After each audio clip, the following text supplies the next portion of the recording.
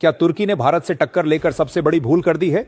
जो भूमध्य सागर में भारतीय युद्धपोतों को चुनौती देने की कोशिश कर रहा था, भारत के रास्ते में रोड़ा बनना और भारत के खिलाफ जहर उगल करके भारत को ललकारना तुर्की की सबसे बड़ी गलती बन चुका है। और अब यह गलती तुर्की की एक एक सामरिक शक्ति पर भारी पड़ रही है। लेकिन तुर्की का यह सपना सपने में ही रह गया और हकीकत में जो हुआ उसने तुर्की की इस वक्त रूह कपा दी है। क्योंकि ये हर बार भारत के खिलाफ साजिश रचता रहा।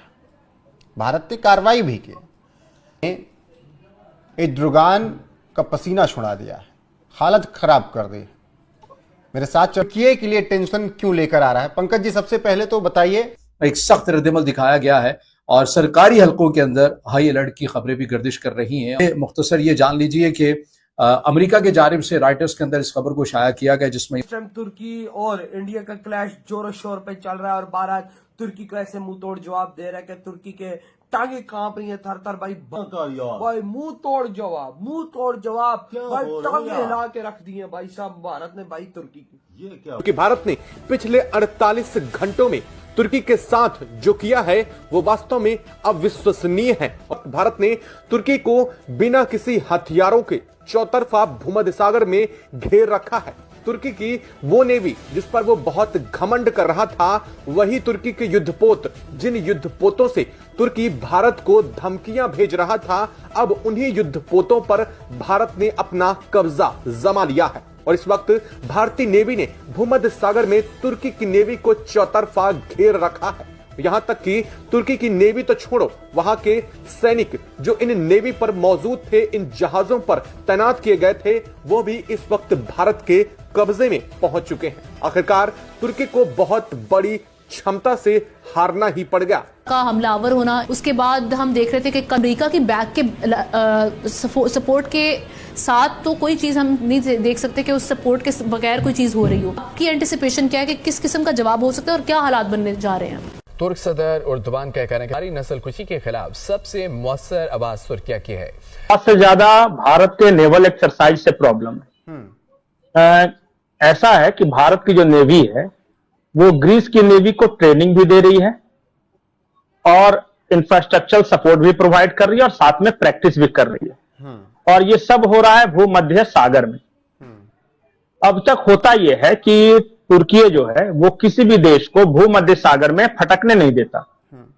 ठीक उसी तरह जिस तरह चाइना साउथ चाइना सी में किसी तीसरे देश को फटकने नहीं देता ना, उसी तरह भूमध्य सागर में अगर कोई देश प्रैक्टिस करता है, नेवल प्रैक्टिस, तो तुर्की विरोध करता है। अब हुआ यह है कि भारत ग्रीस के साथ मिलकर भूमध्य सागर में प्रैक्टिस कर रहा है, नेवल एक्सरसाइज कर रहा है। अब तुर्की ने धमकी दी कि भारत अपने नौसैनिक बेड़े को वापस लेके जाए।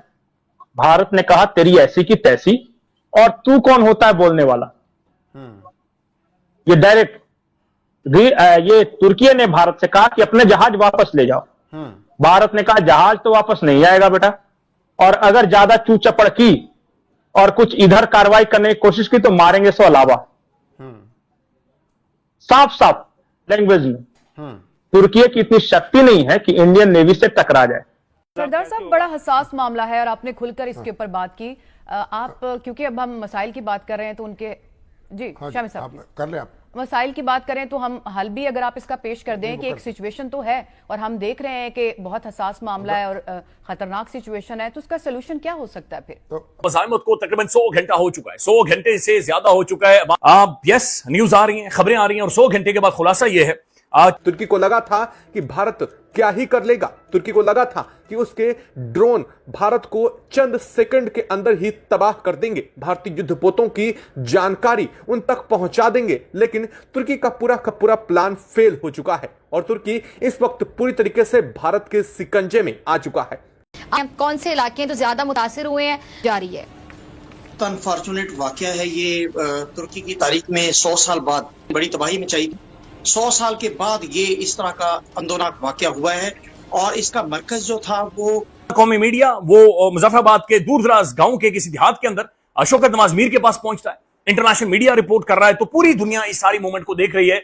उसका जो अभी सेंटर बन गया है, खुलासा बन गया है, वो उसके अंदर एक फैक्टर है और ये बड़ा घटिया फैक्टर है, बड़ा खलीज किस्म का फैक्टर है। ये मुर्दार खाता है, ये हराम खाता है, ये गिद्ध है, ये हवाओं में उड़ रहा है, और वो है इंडिया। इंडिया इस वक्त दिलचस्पी दिखा रहा है, बहुत ज्यादा दिलचस्पी दिखा रहा है, बल्कि वो आप यूं कह सकते हैं कि ढोल मार रहा है, नाच रहा है और नाच नाच कर सेलिब्रेट कर रहा है। वो पकड़े हैं, तमाम के साथ हुआ उसको। दूसरी तरफ पाकिस्तान के अंदर ऐसे लोग मौजूद हैं जो एंटायर कश्मीर सेंटिमेंट को हवा दे रहे हैं, और इसके अंदर बेशर्मी की इंतहा पार किया पाकिस्तान के मीडिया ने। ये घटियापन है नाज़रीन, ये झूठ बोल रहे हैं। मेरी बहुत मैसिव, बल्कि सारी पाकिस्तानी ऑडियंस है, ये आपके साथ फ्रॉड कर रहे हैं। क्रिकेट में बिजी थे, हमें नहीं पता था कि ये पॉलिटिक्स में क्या हो रहा है। किसी जगह पे देखा, ये अभी कोई खबर आई है, अभी कोई आई है, क्या हो गया, और जगह पे भी नहीं देखा। जिस तरीके से मतलब बोल रहे हैं कि घेर लिया, पहले उन्होंने इंडियन युद्ध पोत को घेरा, उसके बाद जो है ना इंडिया ने उनको वार्निंग दी, 8 घंटे का टाइम दिया कि भाई आप जो है ना ये घेराबंदी खत्म करो वरना हम इसके ऊपर एक्शन लेंगे। एक्शन इंडिया ने क्या लिया कि उनका जो है ना गैस पाइपलाइन को तबाह कर दिया। ये अजीब सिस्टम है यार, एकदम। हम क्रिकेट देख रहे थे इन दोनों, हमने पॉलिटिक्स आपको पता है बहुत कम उस पर एक्ट किया है, बिल्कुल। लेकिन क्रिकेट के बीच बीच ये क्या हो गया, कोई वॉरशिप रुकी हुई थी, उसको नहीं, मतलब कोई रास्ता हमने नहीं देखा, वाकई में यार सच बोलूं, हमने नहीं देखा था, एकदम से अचानक से ये खबर आई है यार। मैं तो खुद हिल गया कि यार ये हुआ कैसे। और सबसे बड़ी बात यार, तुर्की की ऐसी हिम्मत कहाँ से आ गई कि वो इंडिया की युद्ध पोत को रोके यार। शायद तापरा भारत का युद्ध पोत जा रहा हो तो अपनी खुन्नस निकालने के लिए, ये भी सिस्टम है यार, कुछ भी हो सकता है भाई। मुझे इस चीज का नहीं पता, यकीन कर मुझे आइडिया नहीं था कुछ। फुल एंटी इंडिया हुआ है, बहुत ज्यादा नफरत होगी उसके अंदर। बैंड भी तो इंडिया बजा रहा है, पाइपलाइन उड़ा भी दिए, पाकिस्तानी कह रहे डोवाल का ऑफिस उड़ाओ। वो चाचा सठिया गए, लाली चाचा भाई चाचा, अजीब ही सिस्टम। तुम लोग अलग ही दुनिया में रह रहे हैं। सही बात है। नमस्कार दोस्तों। तो दोस्तों इस समय भारत और तुर्की के बीच लगता है एक जंग छिड़ गया है, क्योंकि भूमध्य सागर में दोस्तों भारत तुर्की को करारा जवाब दे रहा है। ये मामला 2-3 दिन से चल रहा है, जब से भारत और ग्रीस का युद्ध अभ्यास शुरू हुआ है। तुर्की अपना दबदबा दिखाने की कोशिश कर रहा था, एग्जाम्पल चाइना की तरह। लेकिन दोस्तों भारत ने भी बता दिया है कि भारत से पंगा लेना तुर्की को कितना ज्यादा महंगा पड़ सकता है।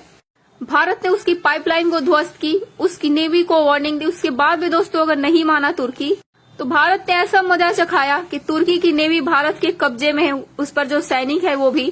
दोस्तों यहाँ कब्जे से मतलब ये है कि दोनों हार मानकर साइड लग चुके हैं भूमध्य सागर में, और उन लोगों ने भारतीय नेवी को अब सिग्नल भेजना छोड़ दिया है कि आप यहाँ से चले जाइए, ये करिए वो करिए। इसी के साथ आपको बता दूं कि भारत ने 8 घंटे का अल्टीमेटम दिया है टर्की को कि इन सब मामलों से बाज आ जाए, वरना भारत इससे भी ज्यादा कार्रवाई करेगा। इस बार तो भारत ने छोड़ दिया उसकी नेवी को, लेकिन अगली बार भारत ऐसा सबक सिखाएगा कि तुर्की याद रखेगा। दोस्तों ये वही तुर्की है जो ऑपरेशन सिंदूर के दौरान पाकिस्तान की तरफ से बोल रहा था और कश्मीर पर हमेशा ही भारत को छेड़ने की कोशिश करता है, लेकिन भारत ने भी इसकी दुबती नस पर हाथ रख दी है, जिसका नाम है साइप्रस। साइप्रस वही दोस्तों जगह है जिसको लेकर ग्रीस और तुर्की के बीच में विवाद चलता है, जैसे भारत और पाकिस्तान के बीच में। यही रीजन है कि तुर्की भड़का हुआ है और भारत भी जमकर जवाब दे रहा है। तो वीडियो को लाइक और शेयर कीजिए, उस चैनल को भी सब्सक्राइब कीजिए।